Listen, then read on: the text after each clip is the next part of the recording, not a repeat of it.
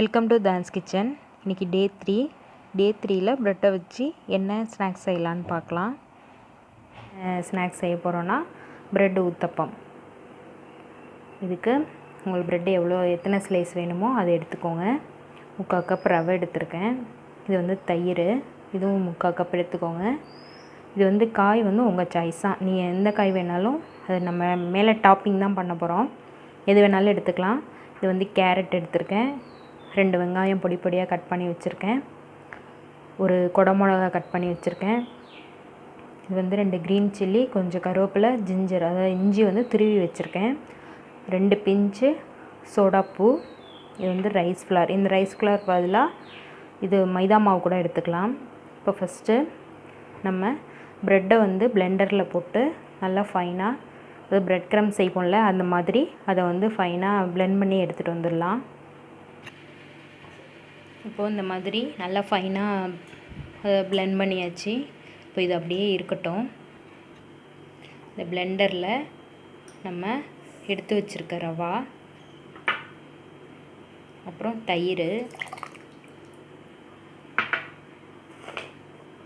அப்புறம் அரிசி மாவு, இது எல்லாத்தையும் சேர்த்து நல்லா அரைச்சிட்டு, நல்லா அதாவது தின் கன்சிஸ்டன்சி, அதாவது தண்ணியாக இருக்க மாதிரி அரைச்சி எடுத்துகிட்டு வர போகிறோம். இந்த மாதிரி நல்லா தின்னாக அரைச்சிட்டேன். இப்போது தோசைக்கல்லை அடுப்பில் வச்சிடலாம். சோடாப்பூ அப்புறம் உப்பு எல்லாத்தையுமே இதோடையே, இந்த மிக்சர் அரைக்கிறோம் இல்லையா, இதோடையே சேர்த்தே அரைச்சிருங்க.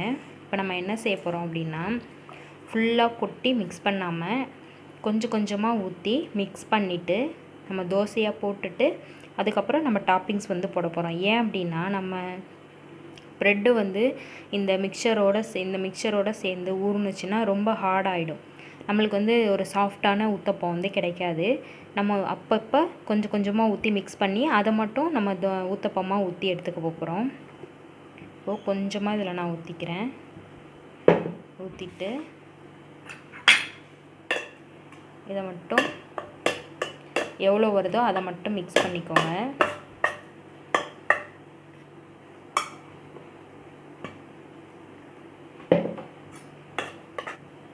ஓகே, இப்போது ரெடியாக இருக்குது.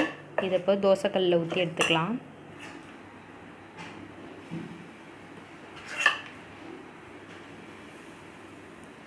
ஊத்தப்பம் சைஸ்க்கே ஊற்றிட்டு மேலே டாப்பிங் நம்ம கட் பண்ணி வச்சுருக்க வெங்காயம், கேப்சிகம், அப்புறம் கேரட்டு, இது எல்லாத்தையுமே மேலே டாப்பிங்காக போட்டுருங்க.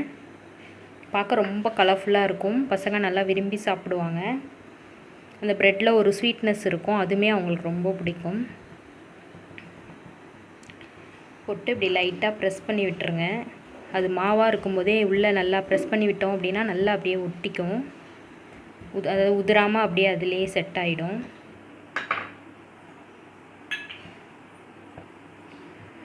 கொஞ்சம் ஆயில் விட்டுட்டு மூடி போட்டு மீடியம் ஃப்ளேம்லேயே வேகட்டும். இது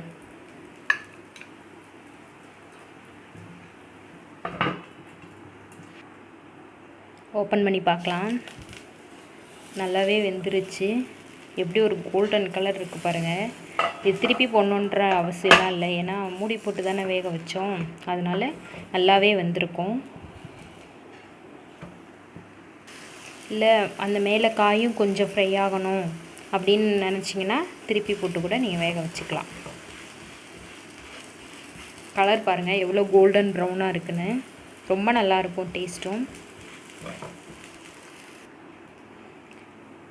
கொஞ்சம் ஓரளவு அதாவது மேலே உள்ள டாப்பிங்கும் கொஞ்சம் வந்துருச்சு. இப்போ நான் அதை பிளேட்டுக்கு மாற்றிக்கிறேன். பிளெண்டரில் வச்சுருக்கோம் இல்லையா மிக்சர், அதை ஊற்றி கொஞ்சமாக, அதாவது ஒரு ஊத்தப்பத்துக்கு உள்ளது மட்டும் மிக்ஸ் பண்ணிவிட்டு அதை தோசையாக ஊற்றிடுங்க.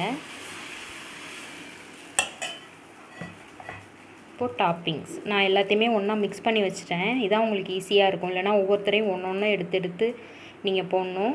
அதனால் நம்ம கட் பண்ண வெங்காயம், குடமிளகா, கேரட்டு, சில்லி, ஜிஞ்சர், அதாவது கருவேப்பிலை எல்லாமே நான் இதிலே போட்டேன். இப்போது கொஞ்சம் ஆயில் விட்டுட்டு மூடி போட்டு வேக வச்சு எடுக்க வேண்டியதான். எவ்வளோ சூப்பராக இருக்குது பாருங்கள். ரொம்பவே நல்லாயிருக்கும். ரொம்ப கலர்ஃபுல்லாக இருக்குது. இது சைட் டிஷ்ஷே தேவையில்ல, அப்படியே சாப்பிட்றலாம். இதை ட்ரை பண்ணி பாருங்கள். உங்களுக்கு எப்படி வந்ததுன்னு உங்கள் கமெண்ட்ஸை சொல்லுங்கள். தேங்க்ஸ் ஃபார் வாட்சிங் தான்ஸ் கிச்சன். அப்படியே தான்ஸ் கிச்சனை சப்ஸ்கிரைப் பண்ண மறந்துடாதீங்க.